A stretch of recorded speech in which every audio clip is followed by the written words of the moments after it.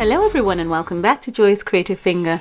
We're touring a small elegant home. I built a large one a little while back, but I received a specific request, I think 2 or 3 times now, from Lady Finks. She wanted me to build a small elegant home, so here it is, and I'm assuming you want it on a small plot. And it's quite nice and pretty in its state, and what you see here down at this bottom part here are windows that are actually blinds, but they're facing the other way around, sort of giving a little bit of texture to the exterior choice of wallpaper. And I love this wallpaper for this house. It was my last choice when I was completely done with the building. I started fiddling around with different choices, and this one just made the structure pop. There are a couple of balconies in front that are accessible, but at the back they are not. The pool area is very cut neat and tidy, and then we have a single row of hedges at the back, and it's a typical standard small home, but I'm happy that I was able to get a pool in the back. I think it's necessary to have a swimming pool in a house that is supposed to be a high-end property. So the entrance here looks like a nice little villa, and particularly because of the wallpaper, but when you come through to the door, even though it's a small home, I've created a good size entry system here with a lot of space.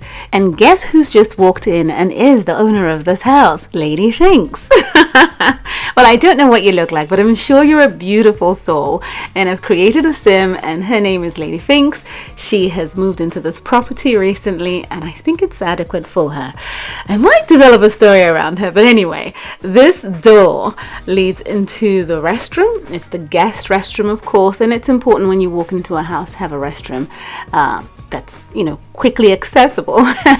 And also when you're just coming in or when you're just going out, it's a good thing to have it just in the entrance.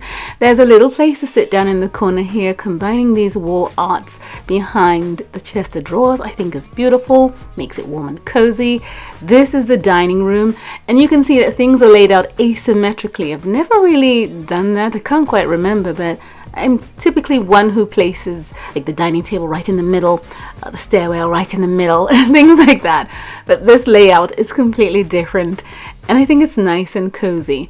This particular wall hanging plant is fabulous. It was from the boutique event. Yes, it was. Even the wallpaper. But we have a chest of drawers here where the plates would be kept, some spoons, some cutlery, maybe choice ones. And I felt that this was enough in the corner of the room just to balance out the layout. And the curtains, as I say, makes it quite cozy. When you come out from the dining room, walk across that old seating area in the entry, you come into the living room here, which is nice and cozy as well, and elegantly set out.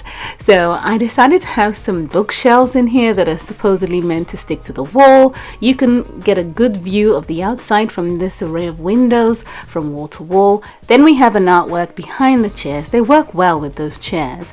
And we have a stereo player on the side and a piece of artwork on the wall and a phone. I decided to make an office in this room. At first I didn't really know what to put in there. I never really do know what room is going to be what room, but I make sure that I lay out enough spaces and then decide what they're going to be. But this is the office. I felt I wanted to lay it out this way. I think it's nice and airy. The wallpaper is nice. It's calming to study in here, to work in here. And yeah, I think it's good to have it near the living room. At least that's what I feel. Now we're going to work our way back to the other side of the house. So you walk right across the entry system to a hallway, which I really enjoyed putting together because normally I'd make it an exact fit for the stairwell, but this time I made it 3 by however long the room is, and you can see these seats and the chest of drawers. Just a nice little place to sit when you come down the stairs to do whatever it is you want to do. There's a door at the far end of the staircase that leads to the pool, and then we have the kitchen in this space here. So the kitchen and the restroom do share a wall, but the restroom entrance is completely across 2-3 other rooms.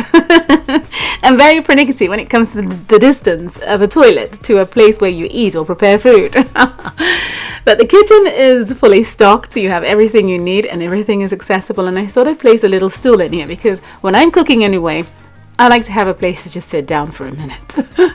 So I thought I'd put that there instead of another plant, but you could put another piece of worktop there if you want to. Now we're going to go upstairs and see what the rest of Lady Finks' home looks like. And I hope she likes it too, because I do. Certainly if you don't, I'm going to be one very sad realtor. Now, this is the corridor that leads up into a little seating area here. I think it's beautiful.